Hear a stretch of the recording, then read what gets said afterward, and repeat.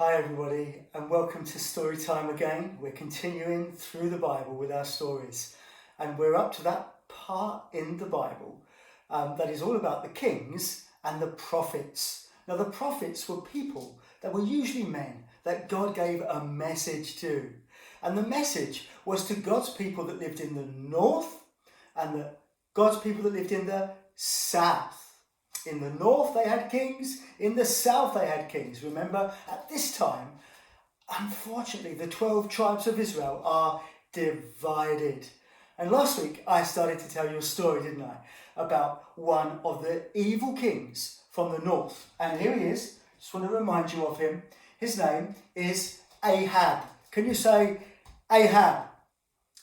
Brilliant. And he had a very evil wife.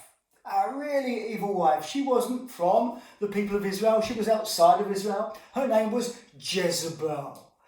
Jezebel and Ahab were evil.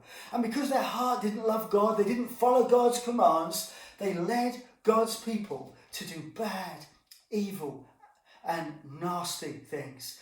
And God was sad. He was very sad. He was quite angry with them and would send people like Elijah. And this is the prophet Elijah. He gets sent to Ahab, and we saw how last week he goes to Ahab and he says to him, Ahab, there's going to be no more rain until I say so. That's the message God gave Elijah to tell Ahab. Last week we saw how Elijah then was told by God, run for your life. And so he ran and hid because Ahab and Jezebel wanted to kill him. They wanted to hurt him. So Elijah went off and he hid.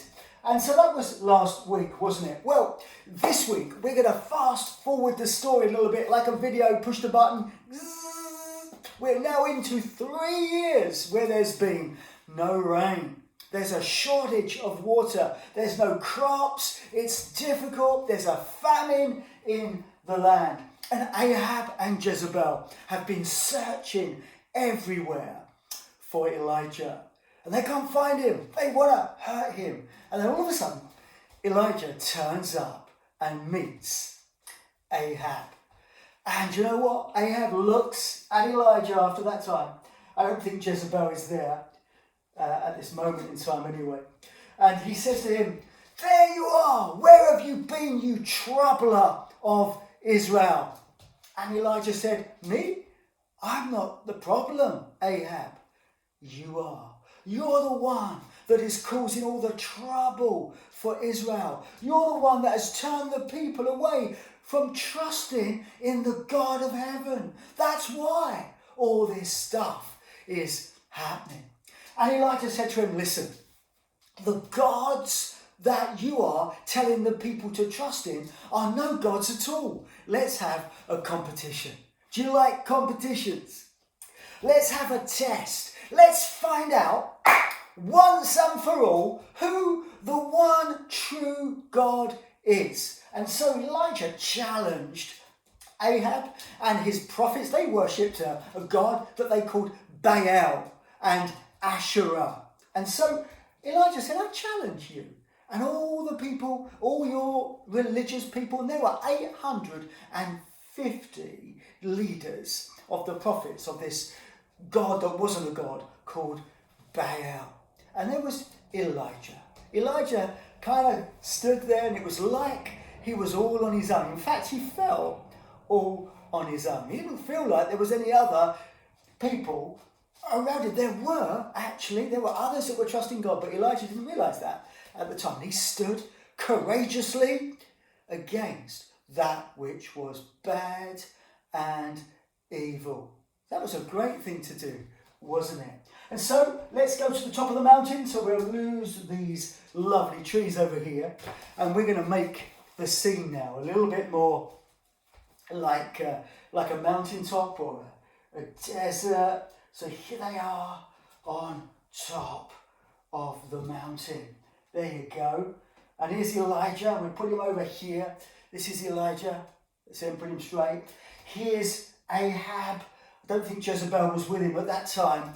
And the people all came as well. So let's put loads of people, and they're all over here.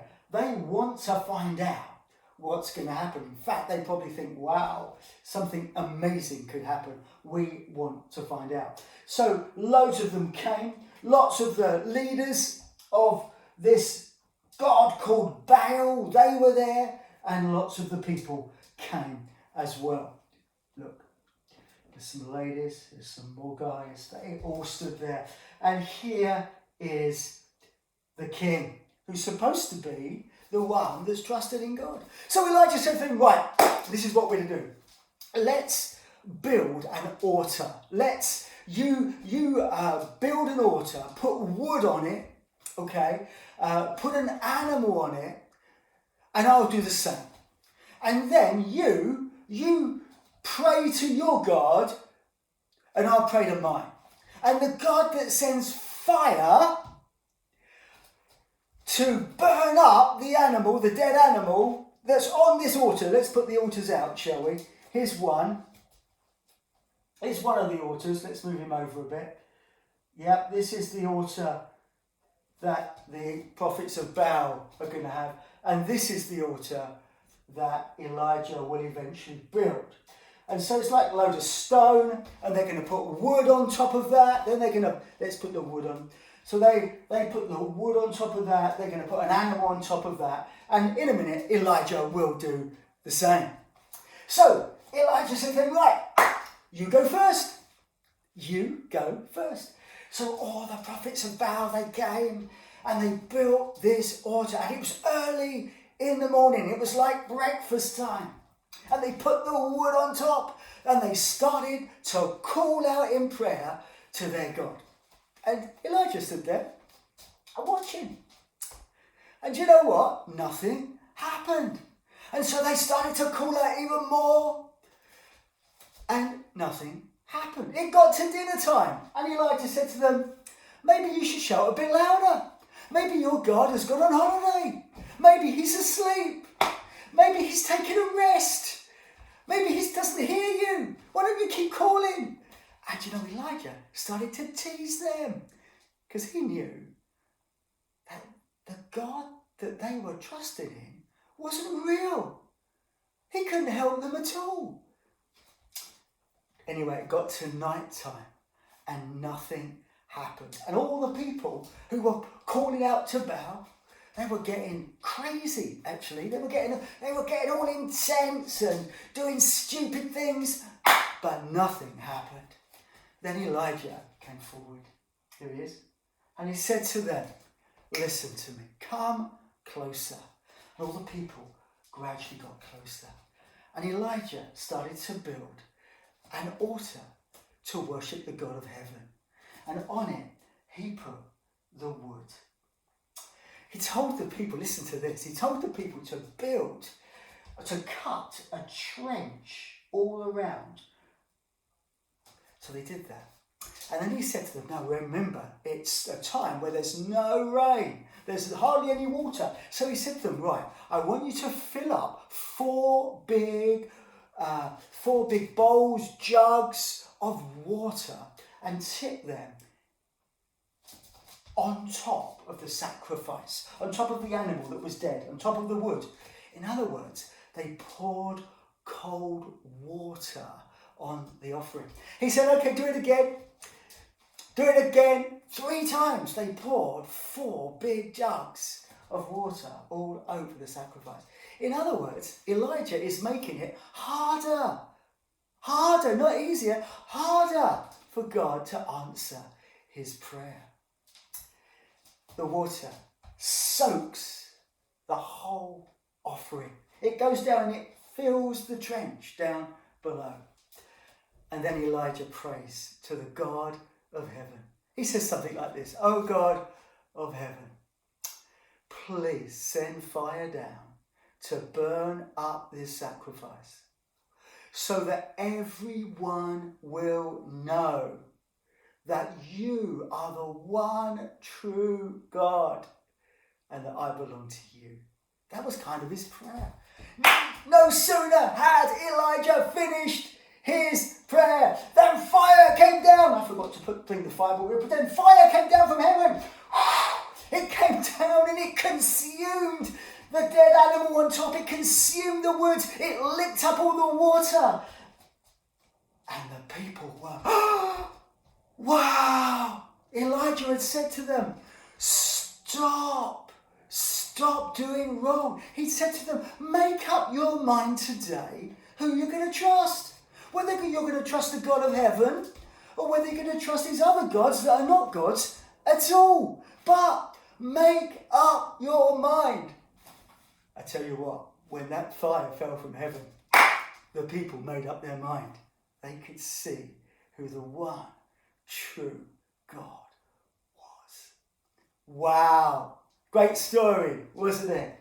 Well, after that, we'll just kind of take all these people away now for a bit. There we go. After that, the king, Ahab, he went and he told his wife.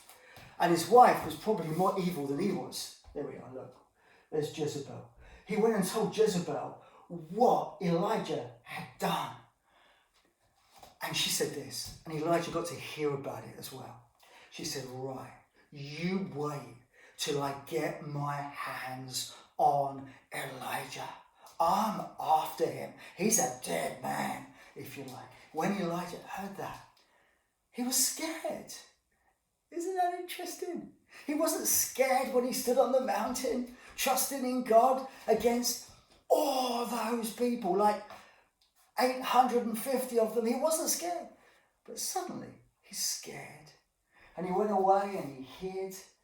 And he actually went out into the mountains and God spoke to him in the mountains. In fact, Elijah started to feel a little bit sorry for himself. In fact, he said to God, you know what? I'm the last one. There's no one else that's trusting in you. And God said, Elijah, you're not the last one. You see, God was pleased with what Elijah was doing. But Elijah thought it was all about him. And God had to say, no, Elijah, it's not all about you. There are 7,000 other people that are also praying to me and trusting me as well. Isn't that amazing? And so Elijah was then told to go and do something. But before we get to that, actually, it did start to rain again, just like Elijah said it would. Elijah said to the clouds came, and then eventually they turned darker and darker, and the rain came on the land at the word that was spoken by Elijah. Well, I want to finish by just telling you, introducing somebody else into our story now. And God said to Elijah, we'll take these two away for the moment, because Jezebel never did catch up with Elijah at that point, which is good. God said, Elijah, this is what I want you to do. I want you to go and find a man called Elisha. Can you say Elisha? Brilliant. Elisha. Here he is. This is Elisha. Now, Elisha worked on a farm. And he had a couple of bulls there, and they were pulling this cart, and he was working on the soil. And Elijah turns up, and God says, he's the one who's going to take over after you, Elijah. And this is what Elijah did. He took off his coat, and he threw his coat on Elisha. And it was kind of like a sign that Elisha was to become a follower, like a learner, like a student to Elijah. After that, Elisha left everything behind and started to follow Elijah. Elijah became his teacher. He would learn so much from Elijah.